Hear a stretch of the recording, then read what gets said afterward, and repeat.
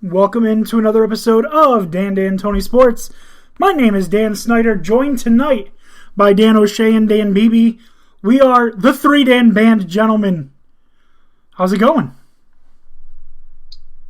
Good. It's my favorite time of the year when basketball's back, hockey's back, football's on. Watching some Knicks. I'm sorry, I don't mean to cut you off, but how the hell can you be excited about Jets, Knicks, and fucking Rangers? How? I mean, Knicks are looking like they're on the up and up. Rangers are looking like they're on the up and up. Jets are, the Jets are ideal. You're sadistic. Got it. Dan Beebe, what's up?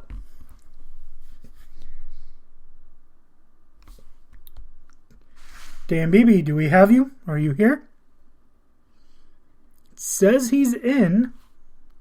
Yes, I'm in, but I'm not hearing anything from him. All right, Dan Beebe, we cannot hear you. No? Oh, there we go. There he is.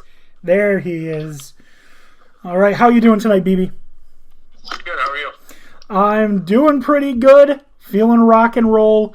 Let's get into some football, shall we?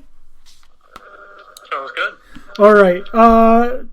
Let's start with the scores of last week, and then I want to just discuss like the power rankings, and we can look at a couple different ones, but there's one that just blew my mind. The difference between these two power rankings. Well, I'll just tell you two that I saw. Both of them had the Cardinals at 1.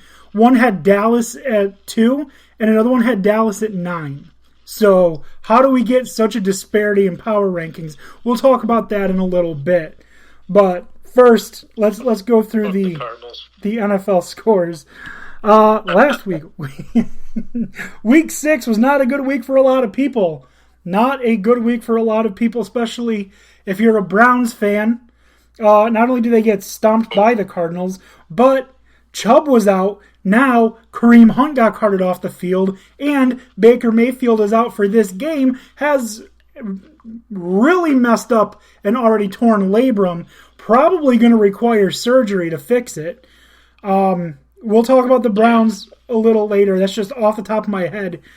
A team that's having a pretty bad fucking week.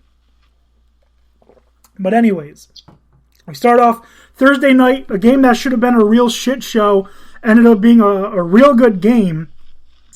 The Eagles and the Buccaneers in Philly. Tom Brady, 297 yards, 2 touchdowns, 1 pick. Jalen Hurts, a whopping 115 yards, 1 touchdown, 1 interception. As the Buccaneers beat the Eagles 28-22. I think we all expected the Buccaneers to win. Personally, I thought it was going to be like a 37-10, 37-17 kind of game. 42-7. Something like that, yeah. But Leonard Fournette looking decent, 81 yards on 22 carries, 2 touchdowns. Miles Sanders, fuck him. 9 carries, 56 yards. He had himself a decent game average-wise. But the shocking thing for me is what we've seen so far from Jalen Hurts this year has been steadily moving forward, progressing, getting better. He's only started, 8 games now? And it looks like he was getting better. He had a very bad game. Like I said, 115 yards, 1 touchdown, 1 interception. This Buccaneers defense is very tough, very strong, but they are injured, missing a lot of pieces, especially in that secondary. But I really did think that we'd be seeing a massive blowout. What are your guys' thoughts? Yeah, I was surprised. I mean, for it to be, 28-22? Yeah. I guess I would take it was fairly entertaining, but didn't really live up to expectations. Yeah, I mean, the Buccaneers in the third quarter were up 28-7, but with 5 minutes and 54 seconds to go, the Eagles were in a 6-point game. So it was competitive. It wasn't all garbage time.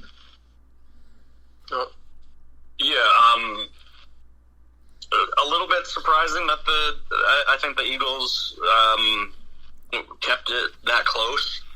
I definitely I agree. I expected it to, if not be a blowout, then to not exactly be a close game. And for much of it, it wasn't. But the Eagles had some late life, and you got to give them credit for that. They did almost come back and win this one. They had the opportunity. It's not like they had they scored with like 48 seconds and needed an onside kick. All they needed was one stop on defense, and they could have won. Yep. But very, very impressive game for the Eagles.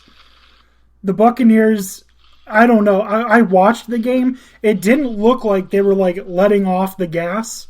It looked like there was legitimate confusion, and that the Buccaneers defense in the last quarter of the game was struggling. So I expected more out of, like I said, Jalen Hurts, especially now that he's got, Rieger and Smith both fully healthy, ready to go. They're both electric type wide receivers. I am a little disappointed in him, but as a Cowboys fan, fuck the Eagles. And now for you two, how about them Dolphins, man? Dolphins head over to London to play those London Jaguars. And how do you feel? How do you feel about a team that through 5 weeks had not hit a single field goal, signed a kicker off the street, nails 3, including a game winner? Yeah, that's pretty impressive. They call it once in a lifetime. Yep. Mm-hmm. Yeah. It was a pretty fun game. The NFL always puts pretty terrible matchups. It's never like a marquee matchup over there. It's always like two teams with losing ranks, just like the Jets-Falcons game over there earlier in the season. I will say, though, in their defense, the London crowd does seem like they have adopted the Jaguars as their official team.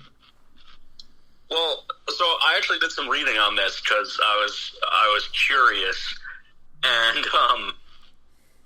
the Jaguars are the only team that's allowed to advertise